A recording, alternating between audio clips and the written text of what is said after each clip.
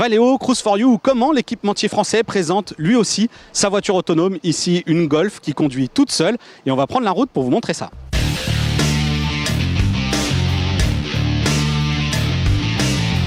Et voilà, nous sommes donc dans le véhicule, sur la rocade de Bordeaux. Le conducteur a lâché le volant, n'accélère plus, ne freine plus et le véhicule est en conduite automatisée. Alors il y a des paramètres forcément pour cette conduite, à savoir les limitations de vitesse, puisque cette Golf elle est équipée d'une caméra qui lit les panneaux et adapte automatiquement sa vitesse.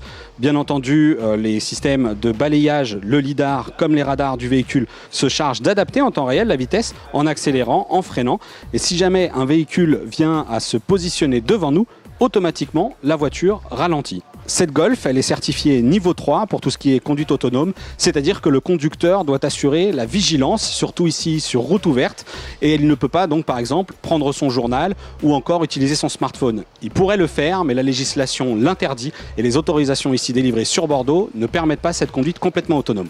Outre le fait d'ajuster sa vitesse en permanence, le véhicule peut aussi changer de voie. Pour cela, il suffit au conducteur d'appliquer une impulsion sur le clignotant. Le véhicule se déporte, puis se rabat une fois qu'il a doublé. Dans le monde de l'automobile, on connaît les W-garages. Eh bien, ce sont ces plaques d'immatriculation qui équipent les véhicules autonomes. Donc surveillez bien lorsque vous circulez, il se peut que vous soyez en présence d'une voiture qui conduit toute seule.